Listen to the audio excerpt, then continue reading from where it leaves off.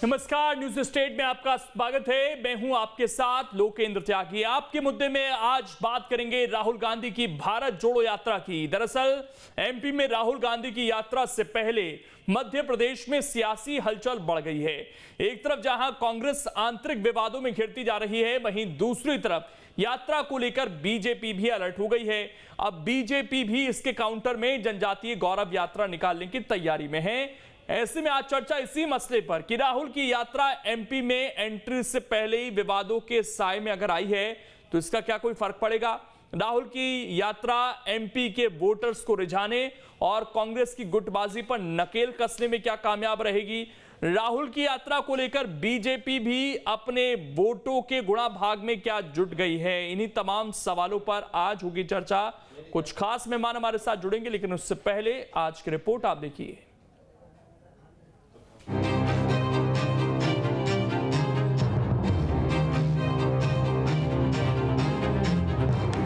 राहुल गांधी की भारत जोड़ो यात्रा की एमपी में एंट्री से पहले मध्य प्रदेश में सियासी हलचल तेज हो चुकी है। खलबली दोनों ही खेमे में है। फर्क बस इतना है कि कांग्रेसी खेमे में खलबली खेमेबाजी को लेकर ज्यादा है, तो बीजेपी में खलबली वोटों के गणित को लेकर है। दरअसल राहुल की यात्रा के एमपी में आने से पहले कांग्रेस के साथ लगातार नए विवाद भी जुड़ रहे हैं। मसलन पहले यात्रा की रूट को लेकर कई बार बदलाव हुए, फिर बुरहानपुर में अरुण यादव की जगह शेरा भैया को प्रभार सौंपा गया। राहुल के महाकाल दर्शन और फोटोग्राफी बैन पर भी विवाद हुआ। राहुल के इंदौर खालसा कॉलेज में जाने को लेकर धमकी मिली। कांग्रेस विधायक उमंग सिंघार पर रेप के आरोप में एफआईआर दर्ज हुआ। हालांकि कांग्रेस का मानना है कि राहुल की यात्रा को लेकर खलबली इधर नहीं बल्कि बीजेपी खेमे में है। राहुल गांधी जी की भारत जोड़ो यात्रा को अपार सफलता मिल रही है और भारतीय जनता पार्टी में बौखलाहट है, घबराहट की स्थिति है। इसलिए भाजपा के नेता तरह तरह के झूठ, फरेब और भ्रम फैलाने की कोशिश कर रहे हैं। बहरहाल राहुल की यात्रा पर बीजेपी काफी पहले से नजर बनाए हुए है और यात्रा के मुताबिक बीजेपी होमवर्क भी कर रही है। दरअसल राहुल की यात्रा से पहले बीजेपी ने जनजातीय गौरव दिवस का आयोजन किया। आदिवासी बाहुल्य शहडोल में जनजातीय गौरव दिवस मनाया गया। अब बीजेपी जनजातीय गौरव यात्रा निकालने की तैयारी में है। राहुल की यात्रा से जुड़े विवादों को भी बीजेपी तूल दे रही है। राहुल की यात्रा के बीजेपी जो भी सियासी मायने निकाले, लेकिन अपनी यात्रा को बीजेपी रूटीन प्रक्रिया बता रही है। ये यात्राएं निरंतर क्रम है। हमारा पिछड़ा वर्ग मोर्चा भी यात्रा निकालता है। जनजातियों के सम्मान के लिए, उनके गौरव को समाज में प्रतिस्थापित करने के लिए निरंतर भारतीय जनता पार्टी काम कर रही है और ये यात्रा उसी का प्रतीक है। बहरहाल राहुल की यात्रा में अब प्रियंका गांधी के आने की भी खबर है। भारत जोड़ो यात्रा का आगमन 23 नवंबर को मध्य प्रदेश में होने जा रहा है। हमें कल सूचना मिली है कि अखिल भारतीय कांग्रेस कमेटी की महासचिव, उत्तर प्रदेश की प्रभारी बहन प्रियंका गांधी जी भी इस यात्रा में सम्मिलित होने जा रही थी। मध्य प्रदेश की ओर से मैं और समस्त कांग्रेसजन उनका हार्दिक स्वागत करते हैं। तो कुल मिलाकर राहुल की यात्रा को लेकर मध्य प्रदेश में सियासी सरगर्मी तेज है। अब देखना दिलचस्प होगा कि बीजेपी हो। और चर्चा करने के लिए तीन खास मेहमान इस वक्त हमारे साथ जुड़ गए हैं। सबसे पहले परिचय करा देता हूं। दिनेश गुप्ता जी हैं, वरिष्ठ पत्रकार हैं। अनिमेश भार्गव जी हैं, प्रवक्ता हैं बीजेपी के। और अभिनव बारोलिया जी हैं, प्रवक्ता हैं कांग्रेस के। आप तीनों का बहुत बहुत स्वागत है। अनिमेश जी, शुरुआत आपसे ही। राहुल गांधी की यात्रा के दौरान ये जनजातीय गौरव दिवस आप लोग एक यात्रा निकालने जा रहे हैं, इसका क्या कोई सियासी कनेक्शन भी है इस यात्रा के साथ, या इसे काउंटर के रूप में माना जाए? नहीं, देखिए, काउंटर की तो कोई बात ही नहीं है, क्योंकि राहुल गांधी जी की जो भारत जोड़ो यात्रा है वो तो औचित्यहीन, अस्तित्वहीन यात्रा है, तो उससे कोई काउंटर या उससे कोई प्रतिस्पर्धा की बात नहीं है। रही बात जहाँ तक भारतीय जनता पार्टी की, जहाँ जनजाति गौरव यात्रा हो चाहे अन्य यात्रा हो, भारतीय जनता पार्टी लगातार 5 साल काम करने वाली पार्टी है, दिन प्रतिदिन काम करने वाली पार्टी है। और हम लगातार, ऐसा नहीं है अब अभी कुछ दिनों बाद अगर हमारे सीएम साहब की जन आशीर्वाद यात्रा निकलेगी तो फिर ये कहना चालू करेंगे कि राहुल गांधी की यात्रा आई थी, लेकिन सीएम साहब ने पिछली बार भी निकाली थी। तो इस तरह देखिए, भारतीय जनता पार्टी जनता से जुड़ी हुई पार्टी है, सड़क पर उतरकर काम करने वाली हमारे कार्यकर्ता है, हमारे एक एक नेता सब वरिष्ठ लोग सड़क पर उतर के लोगों से मिलते हैं, उनकी समस्याओं को समझते हैं, उनको सुलझाने का प्रयास करते हैं। तो इस तरह के कार्यक्रम हमारे लगातार होते ही रहते हैं, जो वर्तमान में भी हो रहे हैं, पूर्व में भी हो और भविष्य में भी होते ही रहेंगे। तो हमारी इस यात्रा को आप राहुल गांधी जी की यात्रा से कतई जोड़कर न देखें, ये तो हमारा एक रूटीन प्रोसेस है जो हमारी पार्टी में लगातार संगठन स्तर पर होता ही रहता है। अनिमेष जी, यात्राओं का इम्पैक्ट मानते हैं आप लोग कि इसका प्रभाव होता है? नहीं देखिए, अगर यात्रा में कोई प्रभावी व्यक्ति होगा, प्रभावी मुद्दे होंगे, प्रभावी उसका एक तरीका होगा तो निश्चित होता है। आज देखिए, आप आज भारत की जो राजनीति बदली, वो माननीय अडवाणी जी जो यात्रा निकली थी उससे पूरी हमारे देश की राजनीति बदल गई। तो देखिए, अगर कोई तो अब जो यात्रा चल रही है कांग्रेस पार्टी की, कांग्रेस तो कह रही है इससे भी बड़े बदलाव आने वाले हैं, आप लोग इत्तेफाक रखते हैं? नहीं, आ रहे हैं ना, देख रहे हैं, बदलाव आ रहे हैं। जो एक परिवार की यात्रा चल रही है, अभी देखिए ना, आज अभी मैं आपकी इसमें बाइट में देख रहा था कि माननीय प्रियंका वाड्रा जी उसमें आने वाली है, क्योंकि परिवार के लोगों की कमी हो गई ना, तो ये असर है उनका, वो जुड़ रही है साथ में आके। और इनके जो विधायक जी हैं वो उन पे रेप के केस लगे हैं, वो इस तरह की हरकतें कर रहे हैं, इनके कार्यकर्ता आपस में लड़ रहे हैं, एक दूसरे पे कट्टे से गोली चला रहे हैं, लात घुसे चला रहे हैं, गुटबाजी हो रही है, तारीखें निश्चित नहीं हो पा रही कि कब आएंगे, कहाँ जाएंगे, कौन से स्थान पे रुकेंगे, कहाँ जाएं कहाँ नहीं जाएं, आपस में गुटबाजी जो है उभर के सामने आ रही है। बिल्कुल असर हो रहा है और जनता इसको देख रही है कि राहुल गांधी कहाँ से आ रहे हैं, कहाँ जा रहे हैं, ये तो औचित्य है। लेकिन मध्य प्रदेश में जो तथाकथित कांग्रेस पार्टी के नेता हैं जो इनके, लेकिन ये सवाल तो पूछा जाएगा ना, आपकी यात्रा होती है, रूटीन काम हो जाता है, जनता से कनेक्शन हो जाता है, दूसरे यात्रा करें तो परिवार की यात्रा, सियासी यात्रा हो जाती है। नहीं देखिए, मैंने आपसे पहले ही कहा ना, चाहे हम करें, चाहे कांग्रेस करे, चाहे कोई अन्य पार्टी करे या कोई सामाजिक संगठन करे, अगर उसका एक कोई औचित्य है, अगर उसका कोई एक मतलब जिस सब्जेक्ट में वो यात्रा निकाली जा रही है वो कहीं से लिंक्ड है। आज भारत जोड़ो यात्रा नाम है, भारत टूटा कहाँ है? भारत को टूटा कांग्रेस में अपने सरकार बनाने के लिए पाकिस्तान अलग कर दिया। आप पाकिस्तान में जाके यात्रा निकालिए ना, जोड़िए ना भारत को, जो भारत का हिस्सा टूट के अलग हो गया, भारत से टूट के बांग्लादेश अलग हो गया, आप जाइए ना वहां जाके उसको बांग्लादेश को मिलाइए। भाई भारत के जितने भी प्रदेश थे, जितनी भी जो हमारी भौगोलिक स्थिति थी बंटवारे के बाद की, क्या ऐसा स्थिति है? तो वो टूटी कहाँ है? भाई ये तो अनावश्यक लोगों में भ्रम फैलाने के लिए। मैं अनिमेष जी आ रहा हूँ आपके पास। Abhinav ji, all set? काफी विवाद जुड़ गए सर, कभी सुरक्षा को लेकर, कभी विधायकों को लेकर, अब कोई विवाद तो नहीं है, यात्रा को लेकर तैयारी पूरी है, और इसका प्रभाव मध्य प्रदेश में क्या देख रहे हैं? देश में जो हो रहा है वो तो हो रहा है, लेकिन आपसे सवाल केवल मध्य प्रदेश को लेकर, क्या उम्मीद लगाए बैठे हैं? देख रहे हैं, जनता भी देख रही है किस तरीके से 5 राज्यों में अभी तक यात्रा हुई है और सक्सेसफुल यात्रा हुई है, ऑल सेट है, सब कुछ बहुत अच्छे से है। पूरे तरीके से कांग्रेस पार्टी और कांग्रेस पार्टी के नेता, कार्यकर्ता, आम जनता पूरी ताकत से, पूरी अभी तक हमारा नेता 80 दिन से पैदल चल रहा है और सुबह 5 बजे से चलना चालू करता है, रात के 8 बजे तक पैदल चलता है, जिसमें लगातार हर समाज, हर वर्ग, राहुल जी की इस यात्रा में सारे सामाजिक संगठन, हर समाज, हर वर्ग, हम कोई भेदभाव नहीं करते हैं, भारत जोड़ने की बात करते हैं, उनकी समस्याओं को सुनते हैं, और लगातार इस कारण से हमारी जो भारत जोड़ो यात्रा है वो सफलता पा रही है। और इस लगातार पाती सफलता से भारतीय जनता पार्टी बौखलाई हुई है, उसे कुछ समझ नहीं आ रहा है, नित्य नए नए हथकंडे अपना रही है कि किसी भी तरीके से यात्रा असफल हो। लेकिन आपको कल सुबह से इस मध्य प्रदेश में एक नया हुजूम, एक नया उत्साह, एक नई उमंग देखने को मिलेगी, जो आपको इस बदलते भारत में, मतलब आप देखेंगे खुद कि ये लोग तोड़ने और जोड़ने की बात करते हैं, अलग करने की बात करते हैं, मतलब सामाजिक रूप से, आर्थिक रूप से, राजनीतिक रूप से जिस तरीके से नुकसान पहुंचाया है भारत को इन 8 सालों में, हम उस भारत को जोड़ने की बात करते हैं और लगातार करते रहेंगे।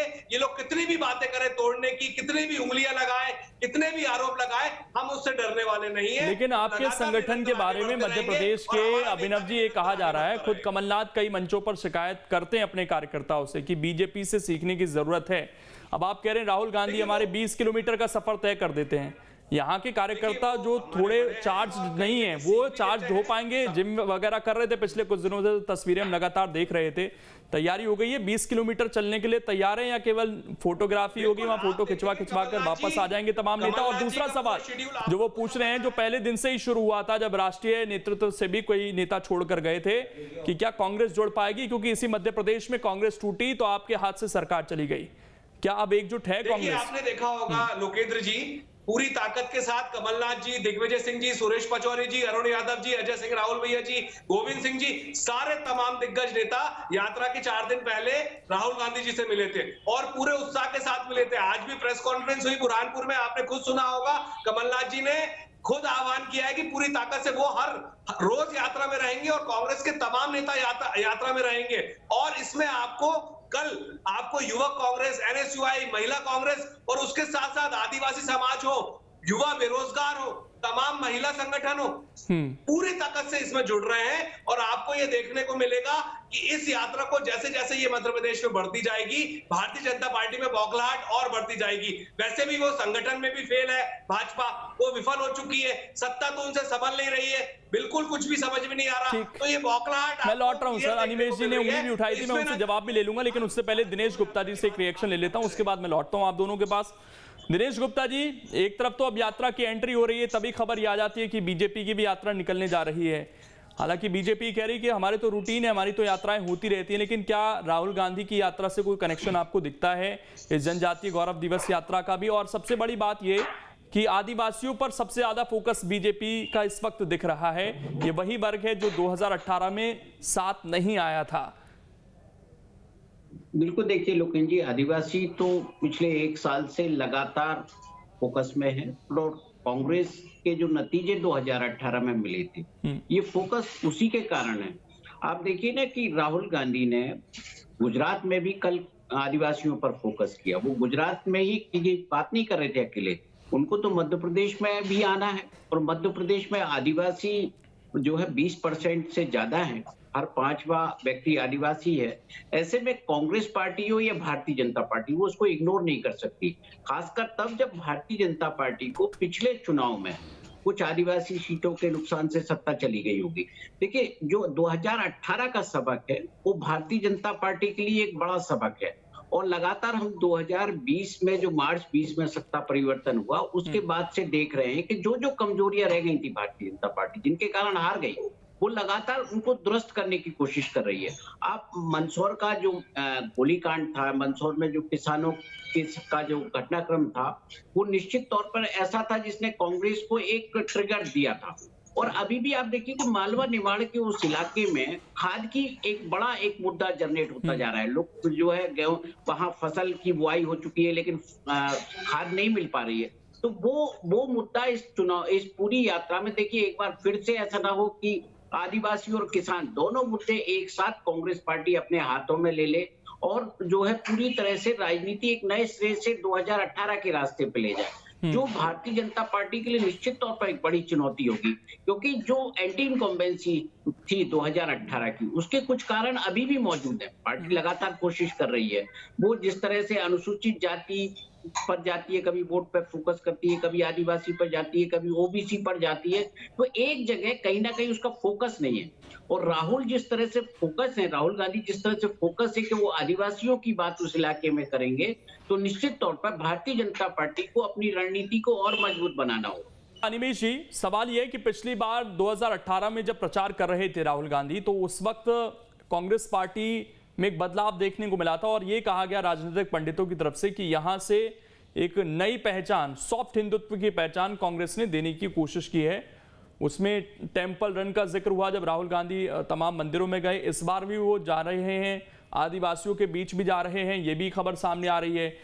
क्या आपको लगता है कि ये 2-3 चीजें जो पिछली बार बड़ा नुकसान पहुंचा कर गई थी, उसी का नतीजा ये है कि अभी तक आदिवासियों पर सबसे ज्यादा फोकस आपका दिख रहा है? पिछले जितने कार्यक्रम हुए, प्रधानमंत्री आए, नामकरण हुआ रेलवे का, उन सब का आदिवासी कनेक्शन देखने को मिला। राष्ट्रपति हमारी द्रौपदी मुर्मू बनी, उसको भी आप लगातार प्रचारित कर रहे हैं उस तरीके से।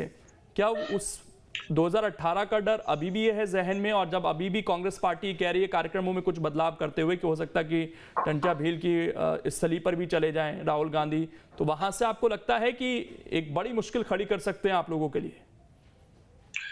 नहीं, देखिए, सबसे पहले हमको ये देखना होगा कि अगर आज हमारे प्रदेश में 20% आदिवासी क्षेत्र है या आदिवासी हमारे नागरिक हैं, तो उन पर ध्यान देना तो लाजमी है भैया। और उसमें सबसे बड़ी बात है कि अगर वो पिछड़े हुए हैं, आज वो मुख्य धारा से नहीं जुड़े हुए हैं, तो ये कोई भी सरकार हो, भाजपा की सरकार हो या कोई भी सरकार हो, उसकी ये पहली जिम्मेदारी बनती है कि उनको मुख्य धारा से जोड़ने के लिए, उनको अधिक से अधिक सुविधाएं प्रदान करने के लिए, अधिक से अधिक मौके देने के लिए अपने जो भी यथासंभव वो प्रयास करना चाहिए, वो हम कर रहे हैं।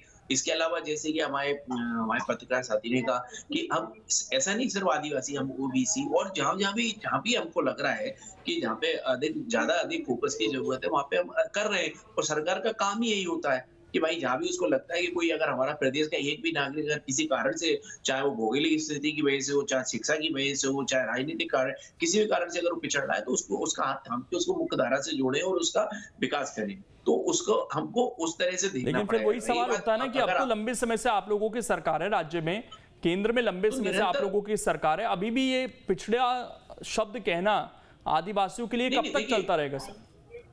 नहीं, देखिए क्या है, देखिए विकास एक सतत प्रक्रिया होती है, इसका कोई एक दिन निश्चित नहीं हो सकता कि इस दिन तक हम विकास के प्रयास करेंगे और अब विकास खत्म। नहीं, कम से कम उतने स्टैंडर्ड तो हम रेज कर सकते हैं कि वहां पे एनीमिया जैसी बीमारी ना हो, कुपोषण ना हो, वो कम से कम शिक्षा लें, ये स्टैंडर्ड तो कम से कम रख सकते हैं ना हम। इतने सालों में अभी तक वहां भी नहीं पहुंच पाए हम।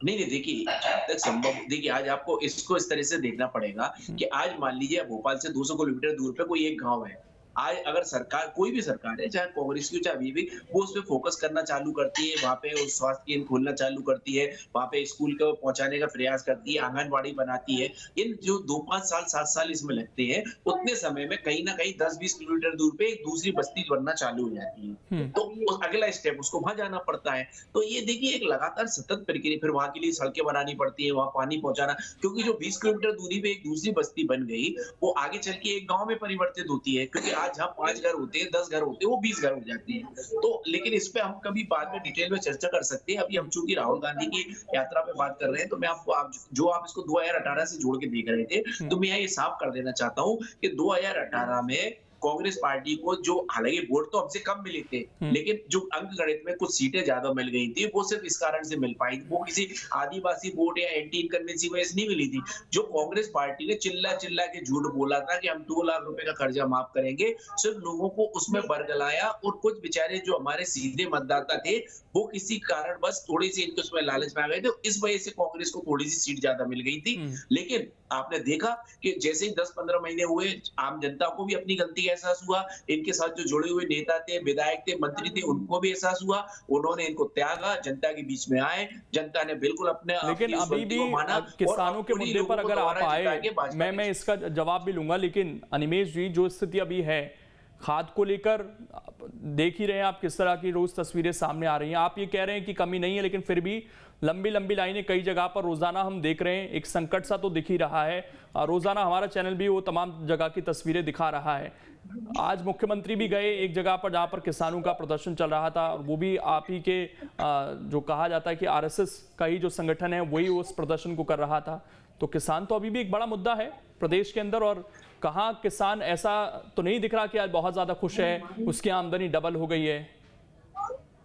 नहीं, देखिए अगर आज कोई किसानों के मुद्दे हैं तो बिल्कुल उनको उठाना चाहिए, और आज एक ऐसा अनुसांघिक संगठन जो गैर राजनीतिक संगठन है, अगर वो उठा रहा है, और जैसा आपने कहा कि अगर वो कहीं ना कहीं अप्रत्यक्ष रूप से अगर हमसे भी जुड़ा है और फिर भी अगर वो जनता के बीच में आगे उठा रहा है, तो इससे आप समझ सकते हैं कि हमारी पार्टी में, हमारे संगठन में कितनी पारदर्शिता है। अगर आज कोई कमी है तो उसको सुधारने के लिए हमारे ही लोग अगर हमको चेता रहे हैं, और हमारे मुख्यमंत्री जी आगे जाके उसको स्वीकार कर रहे हैं, और उसमें जो भी सुधार यथासंभव हो सकता है उसको करने का वादा कर रहे हैं और उसका प्रयास कर रहे हैं, तो यही तो एक अच्छी सरकार की निशानी है, यही तो एक अच्छे नेता की निशानी है, यही तो एक अच्छे सेवक की निशानी है, जो कि माननीय शिवराज सिंह जी चौहान है। आज वो मैं लौट रहा हूं सर आपके पास। अभिनव जी, आपने कहा कि ये यात्रा जोड़ने की है, लेकिन विरोध भी हो रहा है सर। इंदौर के खालसा कॉलेज में जाने को लेकर धमकी मिल रही है। वहां पर एक समुदाय विशेष की तरफ से मना भी किया जा रहा है कि ना आए। जो पीसीसी चीफ है खासकर उनको लेकर कहा जा रहा है कि वो तो ना आए, यहाँ पर उनका एक नाम जुड़ा हुआ है सिख दंगों के साथ। दूसरा, आप महिला सुरक्षा की बात, प्रियंका गांधी आ रही है, उन्होंने नारा दिया उत्तर प्रदेश में नारी हूं लड़ सकती हूं, इस तरह का लड़की हूं लड़ सकती हूं। उस पर कल गृह मंत्री ने सवाल पूछे, तो कई सवाल तो सर आप लोगों की तरफ भी हैं। जब आप यहाँ के मुद्दे उठाएंगे तो उसके बाद यात्रा राजस्थान भी जा रही है, वहां भी आदिवासी हैं, वहां के भी मुद्दे हैं, वहां भी किसान हैं, तो कैसे उन तमाम सवालों का जवाब आप दे पाएंगे?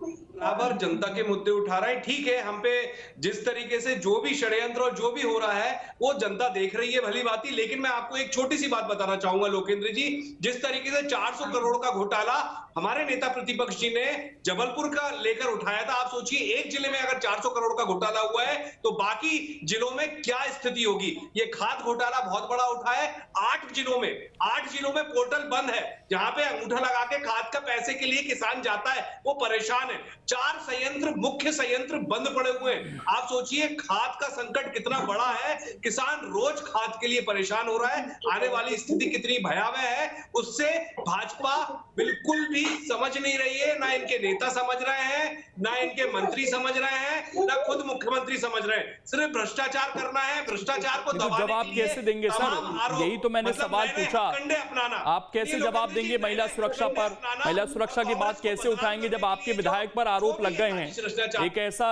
विधायक जिन पर अभी उनकी पत्नी आरोप लगा रही हैं, उससे पहले उनका नाम, उनकी जो भी रही हो, एक लड़की खुदकुशी कर लेती है, उस वक्त भी उनका नाम सामने आया, वो भी आदिवासी कार्ड खेलने की कोशिश कर रहे हैं। लेकिन ये तमाम सवाल तो उठेंगे आपकी तरफ। एक वर्ग आपका, आप कह रहे हैं भारत जोड़ो यात्रा, लेकिन एक वर्ग विशेष आप लोगों का विरोध कर रहा है कि आप यहां मत आइएगा, तो कैसे जुड़ेगा फिर सारी चीजें?